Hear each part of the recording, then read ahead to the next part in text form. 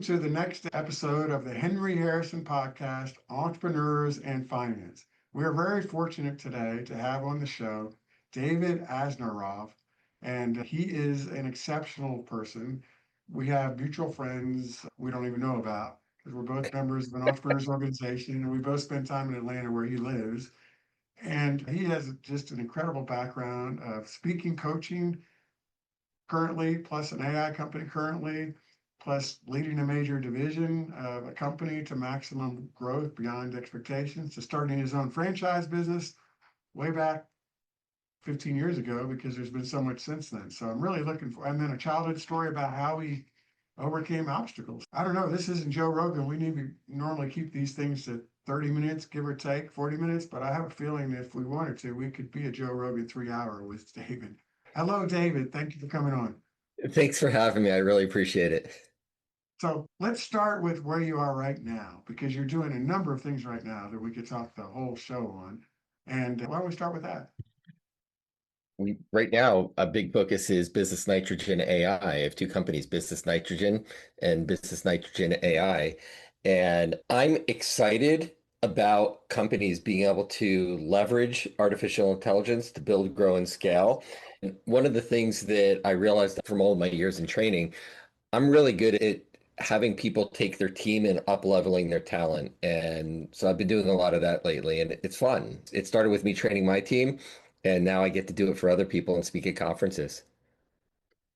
So Sababa Global is AI. Actually, I merged that into Business Nitrogen AI. So I decided to take that. It's like Business Nitrogen branding. I've got the businessnitrogen.com and businessnitrogen.ai. It's really the same thing. It's frameworks. It's understanding all the different bottlenecks that we have in our business and how can we release those through human and artificial intelligence and automation. And it's interesting. We had someone on our last show that had been on Shark Tank, and he's gotten way into AI. And that's what he's saying. There's a lot of point solutions, he calls them, that are out there with software using AI, but there's less people that are approaching it holistically. What I think I'm hearing from you is, how do we take this to your whole organization outside of one point specific solution of software with AI? Am I right on that? Yeah, in fact, I just spoke at EO the East Coast That's the centric Entrepreneurs is Organization that we're both members of. yes, We shortly use it, we abbreviate it to EO for those that don't know, but yes. yeah. So I Giant look at organization where like a third of the country members come. So that's a big event. So to be not every day that you walk in and speak at that event, by the way. No, I'm blessed that they asked me because they obviously could have hired anyone or asked anyone to come in and speak. But I did. I ran two workshops. And at the funniest thing is I had about 250 people at my first workshop. They moved me to the main stage because we had five workshops and I had over half the people in my room. So they moved me to the main stage for the next event and it became standing room only and they turned people away because they have people at the other events. And I've had an opportunity from a few entrepreneurs that asked me, will I help them A, develop a plan for their company, and B, I train their team. And I just spoke with one of the EO members who's actually out of Charlotte yesterday, and he said it was a debrief from the training event, and they were down in Mexico, and I did it remotely, which wasn't ideal, but I did a 3 hour training remotely for his entire company. And they had people from engineers all the way down to someone who's never used artificial intelligence before. And he said, Dave, I've got good news and bad news. The good news is we're in Mexico. The bad news for us, good news for you is you got higher rankings than our outdoor events that we had at our company retreat in Mexico. So he said you were all the buzz, and but here's what you can do. One of the things when you're able to get everyone in a company on the same page, looking at not only how do you use ChatGPT to ask questions, but how do you strategically use it to make yourself better. The way I always look at it is you've got a technology that if it was human is Mensa smart. You've got over 100 and the old version 4.0 was 140 IQ. I don't know if they've measured it today. So when you look at you having the highest level collaboration partner that can ask you questions, that can challenge you, that can get you thinking differently than you've ever thought before, all of a sudden you become better as a human. I often say that people like, what should I do? And I said, you need to embrace artificial intelligence because it's not going away.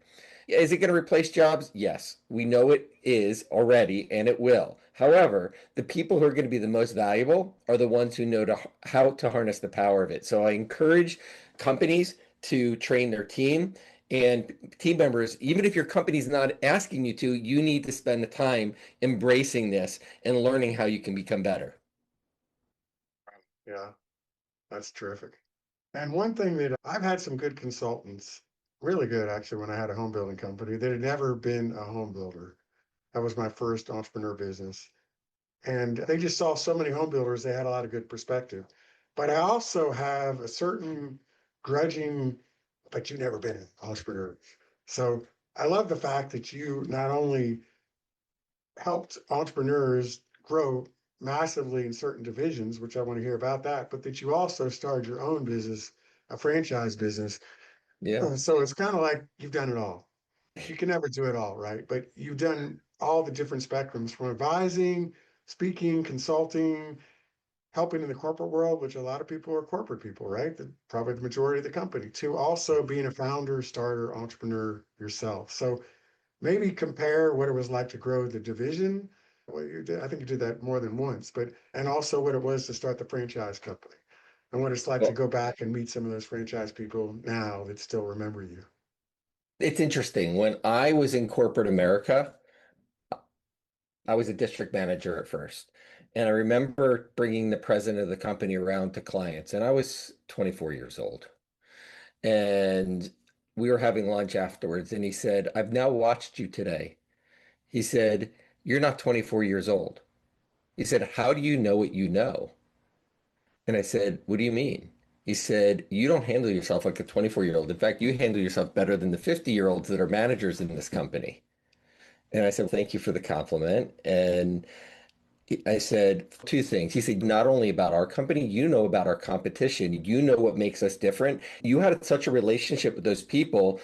It was just like natural. And you weren't even nervous having me in the room. And the first time you're with me. And I said, two things. One, you're a person just like everyone else, and you're here to grow the company. I'm here to grow the company. My grandfather gave me some advice. I grew up in his business from the time I was 4 years old. And he used to have me in the room when he was having high level meetings. And I didn't realize it, but we would deconstruct the meeting afterwards. What went well? Why did I like that person? Why didn't I? And one of the things my grandfather told me, he said, when you work for a company, and by the way, if someone's not an entrepreneur right now and you're working in a company listening, this is probably the best advice that I had ever gotten. And best advice that I've ever given. My grandfather said this. He said, when you work for someone else, treat that company like it's your own.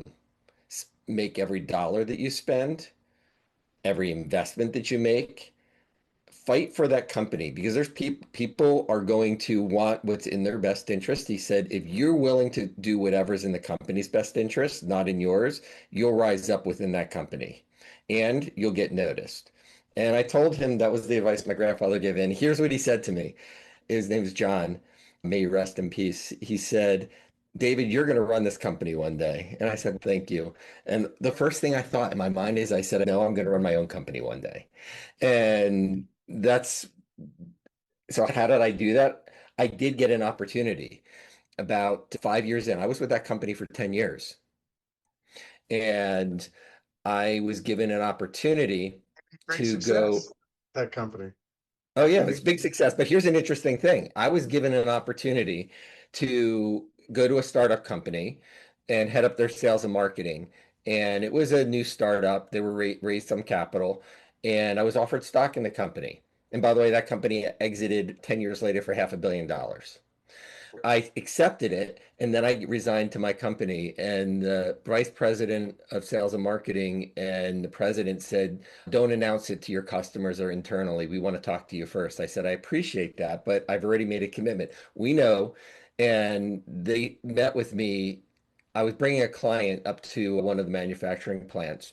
And I said, do you want, because it would be awkward for me to give this tour and then a week later, let them know that I'm leaving. We want you there. You've got the relationship. Just don't say anything. We'll talk to you afterwards. So we did the tour, and I sat down with them, and we don't want to lose you. And I said, I can appreciate that. This company's been awesome. I've just this opportunity. And they said, what would it take to keep you? I'm like, nothing. I've already, he's no. And they started planting seeds. It's a startup and all this other stuff. And they knew what was important to me and my young family at the time. And I looked at them and I said, two things. One, I get an opportunity to, here's what I can earn there. I need that same opportunity. Number one, I have a family. Number two, I want to start a new division for this company. And they just looked at me. I said, in order for me to stay, I want to build something from scratch. I'm getting an opportunity there. I want to show what I can do. And they said, what would that look like? And I said, I want to go after the big billion-dollar companies, custom plastic packaging, et cetera, that we don't do. And they said, we're too small for that. I said, no, we're not too small. I can do it. And they just looked at each other and said, okay, we think we can make that happen. We're going to have to talk to ownership because it's a privately held company about the income. And they said, we'll get together at dinner tonight. And it was just a couple hours later, they said, done deal, everything you want. So I actually had to call this other company and let them know that I wasn't. And the funniest thing they said is, that's exactly why we wanted you, because we knew that's how your company would feel about you. We understand. So it was a good conversation. I ended up reading a book by Jim Collins and Jerry Porras called Built to Last. My sister actually gave me the book. She worked for a management consulting company, and she said, this was mandatory reading for us. And Dave, I think you're going to love it. And I did. I literally was highlighting it, dog-earing, putting like little flags all over the book. And one of the things that book talks about is companies who have built, grown, and scale and outlast have a big, hairy, audacious goal on what they're going to do and how they're going to do it. Anyway, I had an opportunity to present this new division to the entire company of what we were doing.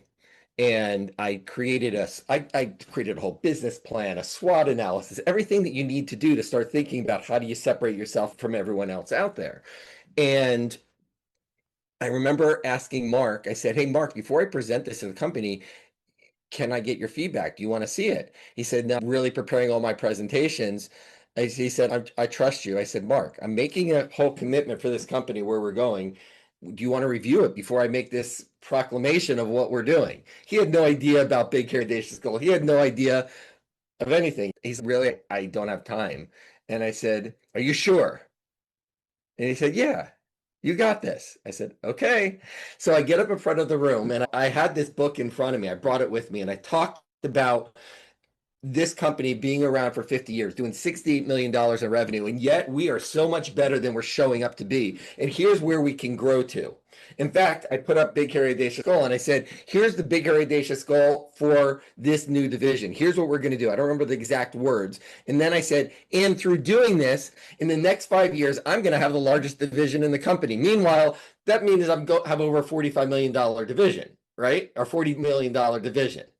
And I said, I'm going to have the largest division of this company. Obviously, I'm going to be growing faster than any other division in order to achieve that. And I'm going to be the most profitable. Meanwhile, the owner in the company has no idea this is going to be presented like this. I see his eyes look over at Mark. Mark looks at him like gets a little bit white. Then he's looking at me with glaring eyes. What the hell are you committing to? And I just looked at him. I smiled and I just kept going because guess what? I'm not going to let anyone throw off. This is what we were going. I had ingrained in my mind what we were going to do. I remember afterwards, by the way, when I talked about Big Hairy Audacious Goal and I talked about what I was going to achieve through that, everyone was laughing. Like literally. The rest of the week, everyone's talking, BHAG, I've got a BHAG. And it was literally became a joke. Mark pulls me into his office afterwards and he wasn't nice. I don't am I allowed to swear, but you'll get an idea. I just won't swear because I don't want it to be banned or whatever. I'll just say, he said, what the F were you doing in there? I said, what do you mean? You asked me to present the vision for what I was going to build. I presented that. He said, but you didn't run this by me. I said, oh, yeah? I gave you an opportunity. You told me you trust me. So either Mark, you trust me or you fire me right now. Which is it? He got like literally one of those things. He looks at me. He said, you better effing do it. I said, don't worry about it. We got it. Here's a funny thing. 6 months in, I was building relationships with the big companies. And because people buy from people. And he says to me, can you close an effing deal? He's, I put my neck on the line for you and you haven't closed anything. So don't worry, by the end of the year, we'll have over $2 million. He said, you better. And we had $2.2 million. Then within 2 years, we were at 22 million, and at 5 years, we were at over $45 million. And we put over $9 million to the company's bottom line that year. So in 5 years, I did what I said I was going to do. Mark actually, I found that afterwards, he really went to bat for me on some things. And I took my grandfather's words to heart. I battled in this company on things that I wanted. In fact, I had an opportunity to bring on a $45 million piece of business alone, over 45 million with McDonald's, but the company for a product, that concept, I came up for McDonald's. And it was a cold call, by the way, that I got in there. And my company said, we can't take that on. We don't have the resources to invest in that kind of manufacturing equipment. I said, so I came up with an idea with McDonald's. They want to implement it. And now someone else is going to be implementing it for us because we don't want to do it. So anyway, I did what I said I was going to do. I started the franchise. In fact, what happened is, this is funny. The franchise company was owned by a private equity, and they were looking for a president and CEO. And the person who actually reached out to me for that other position that I took and that I turned down reached out to me and said, hey, I wanted to reach out. What are you at? What are you doing in the company that you stayed with? And I told him, he said, see, I knew it. I knew you were the right person. He said, friends of mine are on the board of a private equity. They're investors in this franchise company, or this company they want to franchise. They're looking for president and CEO. I was wondering if you'd like to throw your name in the ring. I said, I've never been a president and CEO. He said, yeah, but what you've done in building that is more than a lot of president and CEOs do. So I think you'd be a good fit. Would you like an introduction? So I said, sure. Before I went up to meet with the board of directors, I created a plan of action. And it's funny, the TV show The Apprentice just came out, and friends of mine were trying to say, you should apply to be on that. And I had no interest. And but it was similar to that, except I was on one side of the table and there was 5 members of the private equity firm on the other is an interview. It ended up being a 4-hour interview. And I had prepped ahead of time. I created the exact same thing I did before. I created a plan of action, where they were. I talked about the name. I said, what we really have is a story, but a horrible name. You're not profitable. We can't do something until this company becomes profitable. So first we got to turn it around profitable. But while we're doing that, we got to prep for franchising, because there's a lot of things. I've never done it, but I did a lot of research, and here's what we need to do. And at the end of it, I just looked at him and I said, so guys, when you want to get going? The funny thing is, I knew that one of the guys that they were interviewing, because I heard, actually brought a company public onto the New York Stock Exchange. So my competition was actually steep. And so I felt that I needed to close the deal there in order to do it. So I just looked at them. They said, when do you want to? I said, when are we going to get started? Jose Contreras, who was the head of the private equity, looked at the other guys. They nodded. He looked back at me and he said, when do you want to get started? I said, here's what we're going to do. So once I got yes, then I created the structure of the deal. I said, I don't want to work for you guys as the president and CEO. I said, in fact, because you have a different brand, I think we need to do different things differently. We're going to need to raise capital to franchise, and I don't think you're going to want to put more money in. In fact, here's what I think we need to do. So I already thought this through. And I said, what I think we should do is raise, I think it was about $1.4 million. I'll do it all. When we get to 750,000, I'll resign from my company. I'll give them 90 days notice, because they deserve that after what I've built. At the same time, I will do all this on the side, nights, weekends, travel, do whatever I need to do. And you'll get X number of cash for the company. You'll actually own X percent in the new entity. We'll bring on new investors, which will give us the capital to be able to fund the franchise operations and growth. And they just looked at me like, okay. And they literally just said, okay. And we got an attorney to draft up the agreement, and we went out and raised capital. And I think I got to 750,000 in less than 2 months. And I gave notice and we hit the races, and we turned it profitable from a net $350,000 swing of profitability to make it profitable in less than a year. And then gave us, and we rebranded as Clicks Portrait Studios and made the original location a franchise location of the new parent company. Pretty cool. Pretty cool. And some of these, I hear a recurring theme here, that conviction of your beliefs and Yeah. confidence and thinking and planning ahead of time. You may be able to say it better than me, but would you say that's some lessons to take home? I think some lessons are, if you want to do something, you got to believe in yourself. Yeah. What I learned, I wasn't always this way. Okay. I was a pretty depressed early teenager that didn't have a lot of confidence. A lot of kids went through this, but parents had a very bad relationship and a very bad divorce when I was in my early teens. And I Hard. actually, what's that? That would be hard. Yeah, and I was depressed. I didn't feel like I had any friends, although I did. I just was like, I was not in a really good place. And I listened to, I remember going to the mall one day and listening and going into the Walden bookstore. And I was walking through the center aisle. Back then, there were really small bookstores, and you had just an aisle in the center and you had racks on either side. And I remember stopping for a 16-year-old boy to stop at the self-help section. You knew I was in a bad place. And so I was reading through books, and then out of the corner of my eye, I saw a rack, and it was cassettes. So now I'm dating myself, but it was a cassette rack. And I remember being drawn to one. It was white and maroon, and it said increasing self-confidence. And I knew that's what I needed. And I bought that. I hid that under my clothes so my dad wouldn't know that I actually didn't want to admit that anything was going on to my parents. And I listened to that. I had a Panasonic tape recorder. The old tape recorders were, after you hit play, when it was done with one side, it would make that real loud popping sound and stop, and then you'd flip it over. And I'd listen to that every night when I went to bed. And when I was done, I'd flip it over and play it again. And I can tell you 30 days later, I was a different person. Now, was I a different person? No, I was the same person, but I started to remember who I was. And from that point on, it was the initial seed of understanding the power of our mind. Whatever we see here and we believe we can achieve, you just got to take massive action towards it. That's inspiring. And I believe that and do my best to live that every day as well.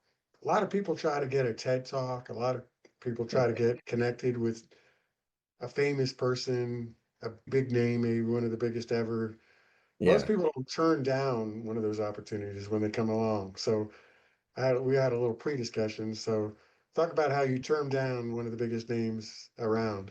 What happened is because of the success I had in franchising, by the way, we grew that franchise company to over 8 figures in 5 years. And in 2008, things weren't going so well. And we were skyrocketing, and I was invited to a CEO panel of other Atlanta CEOs in the franchising space. And they asked me, "How are you doing this?" And I said, "What do you mean? With the economy?" I said, "What's going on with the economy?" I wasn't reading the news. I was literally so focused. And they asked me if I'd be willing to be featured in a magazine as one of the young guns of franchising, along with a few other guys under 40 years old. And I thought that would be so cool. And so we did. Out of that, I got speaking opportunities. One of them was at the Franchise Times conference. There were 750 people in the room, except I never had any formal speaker training. And I got up in front of the room. My laptop was on the podium. I remember the screen was on the other side of the stage, and it was a long room. And I sat there and read my slides. And people were telling me I did great, but I felt like I failed. That's because I remember at 22 years old seeing Tony Robbins on stage, seeing him pounding his chest, seeing him say yes, and getting everyone in the room excited. And I envisioned that one day I would be doing that. And I was the this as that. I was like a college, nothing against a college professor. Have you ever been the college professor who just sits there in front of the room and reads their notes? That's what or high school teacher, maybe, not college professor. But I felt like that. I had some really good college professors, so please, I didn't mean to disparage anyone, especially college professors that did Socratic teaching. And that's really what I do these days when I run workshops is very interactive, going wherever we need to go to create a result. So what happened is I invested in speaker training. I went to seminar after seminar. I learned how to get up in front of the room. And out of that, when I actually resigned from the franchise company to become a speaker. And I was at a speaker training, and Ted Miller, who we're still friends today, he was the vice president for the Business Breakthroughs International, which was owned by Tony Robbins and Chet Holmes. It was their business growth. You've heard of business mastery. Business mastery stemmed out of that. And Ted was teaching, or they said, we have a special guest, someone from Tony Robbins. And Ted said, has anyone here ever been on one of our workshops? And I raised my hand. And he said, what's your name? And I told him, he said, I remember your company. And he remembered that conversation. Anyway, he talked about we're looking for extra speakers at Tony Robbins and Chet Holmes Company. And if you speak on weekends, you continue to do that. We're looking for speakers during the week that would speak to corporations, entrepreneurs, etc. So Ted comes up to me afterwards and he said, who here would be like to be a speaker? I didn't raise my hand.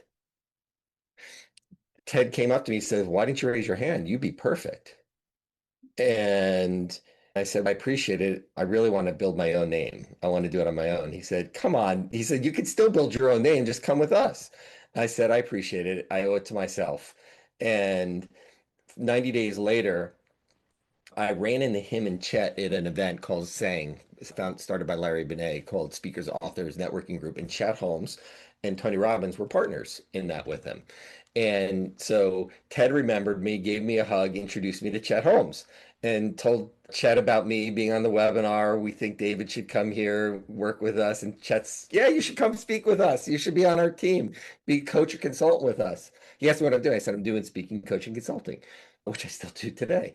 And I said, I appreciate it, Chet. He said, can I get your email and your number? So I said, sure. Chet emails me a couple days later. He said, David, this is Chet Holmes. Your website sucks. You should come work for us. Seriously. And I replied back, thank you.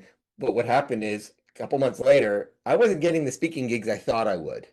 So I called up Ted and I said, hey, Ted, is the offer still there? He said, heck yeah. And the rest was history. I wasn't good in the beginning because I had to learn their pitch and how they train and their style of doing it. But within 90 days, I was enrolling more people in coaching and consulting in their programs than anyone else. It's significantly higher. It's a 63.4% increase over the average. And by the way, you asked me that actually created who I am today because I worked with entrepreneurs and I could have from a 200 and something person event to an 8-person room. I was literally hot seated the whole time. I would teach marketing, I would teach sales, I would teach time management, I would teach all these theories, but not only the theories, I'd break it down, but I'd ask everyone, tell me about what you're doing, tell me about your problem. And I would literally have to solve problems in front of everyone else. So I would solve everyone's problems, showing them the value of if they actually implemented this, what is it worth to them, and show them how they can actually implement it going forward with someone guiding them, holding their hand. I presume because he's somewhat of a celebrity that you got to interact with Anthony Robbins. No, I didn't. I may have sold millions upon millions of dollars for him, but I never got to interact with him. Chet, I did. I interacted with Chet. Okay, that's pretty close. And it's the system as well. In fact, it was really cool. It was sad. Chet had cancer and he wasn't able to go to some events, and I was able to fill in for him a few times. In fact, there's a conversation. Chet's like, I wouldn't go to that event. It was a franchise conference. He says franchisees aren't going to invest in coaching, consulting, or programs. And I said, I disagree with you. And like when I challenged, I guess I don't have a problem challenging anyone. And I said, Chet, here's the thing, there's no risk. They're not paying much. And obviously, if I sell anything, you win too. So give me the opportunity. He says, don't waste your time, but if you want to, go ahead. I said, Chet, I was a franchisee. I was a franchisor. I can speak their language. I know the problems that they're having, and I can solve them right there in front of a room of 200 people. And he said, and so anyway, afterwards he laughed when I think out of that event, I sold $65,000 in coaching. So it was pretty good. Yeah, I'll say. So what was it like giving a TED Talk? That's one of the most famous speaking platforms, venues, I Can I think. tell you, that was actually the hardest talk that I ever gave. Two things, I applied for it. And the interview process is nothing like you would think. You have to apply and then you interview. And I did it at Emory University, and I got an email to set up an interview, and it was a college sophomore that was interviewing me. And they asked me questions about what my idea was and what was going to make it unique and different. And afterwards, they said, thank you, Mr. Asarnow, for your time today. We have a lot of people who have applied. If you're selected, we will let you know in the next couple of days. And if not, we encourage you to apply next year. And I'm like, damn, I just got turned down. And I said, thank you. And I didn't hear anything. I didn't hear anything 2 days. I didn't hear anything 2 weeks. I thought it was done. I didn't think it was going to happen. I was applying for other TED Talks. And I got an email on January 1st saying, Mr. Sarno, congratulations. We'd like to invite you to be a speaker at our event on February 15th. That was 45 days. I hadn't written a talk. In fact, anything that I do, I never have it memorized. I know what I'm going to talk about, and I flow based upon the energy of the room and where the people are. And a TED Talk is one of those things that lives on the internet forever. You don't get do-overs. And so I hired a TEDx coach to help me architect and structure it.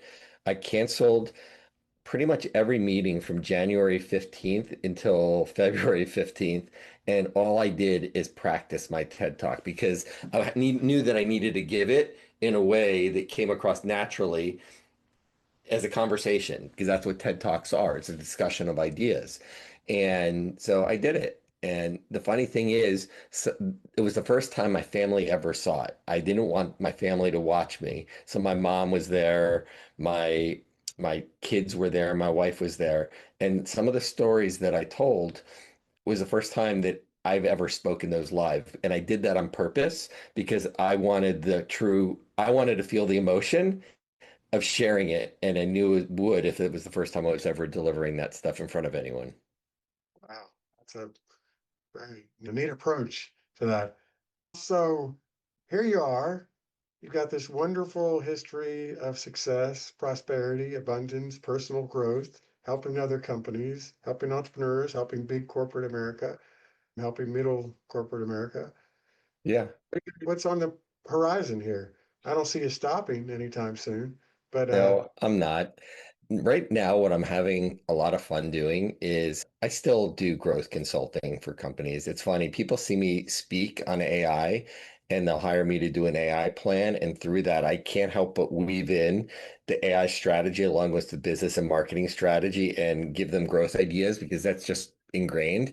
And so a lot of times people hire me for a combination of just help us grow our company. And I have a PhD who heads up the division, the AI division, and he can build out anything that we come up with. And so what I'm having a lot of fun today is speaking, helping companies implement it. So I'm doing AI keynotes. I was just invited to speak in Brazil to a 500-person event. In fact, they have me doing a main stage and two breakout workshops down there. So I'm having fun speaking, educating. I call it edutainment because we're educating and entertaining all at the same time, having fun helping train companies on core concepts. And someone told you something, it's not the AI tools. The AI tools are going to come and go. What we have to learn is the psychology of communication with artificial intelligence, whether it's ChatGPT, Gemini, Grok. Manus, perplexity, it doesn't matter. If you can communicate, these skills are transferable to multiple apps. And these are growing so fast that they make the apps irrelevant and it's growing so quickly. So if you become good at the core, you got most of what you need today. So that's what I'm having fun doing. I'm launching out training programs for people who don't have the investment to hire one-on-one that they can do. And I'm getting ready to launch some of those out too. So I'm having fun doing it. Wow, that's terrific. We had Anthony Franco on. He was on Shark Tank, and he's doing some AI work and coaching and supporting as well. And he had a venture that didn't go well. And he has an interesting take on entrepreneurship, which is may not be for you. Don't necessarily go that path because it can be very challenging. And there was a guy that sold a major, blanking on his name, but a major company to Coke that he created. And he kind of said the same thing. He said, for 5 years, we almost went bankrupt. So there's a new term now. It's not that new actually, but entrepreneur, which is take some of the entrepreneurial concepts, follow your grandfather's advice, although maybe they got it from him. I don't know, which is treat it like your own company because that may be the best place to achieve goals and make a difference and create prosperity because, hey, we need all those things. And you're helping people from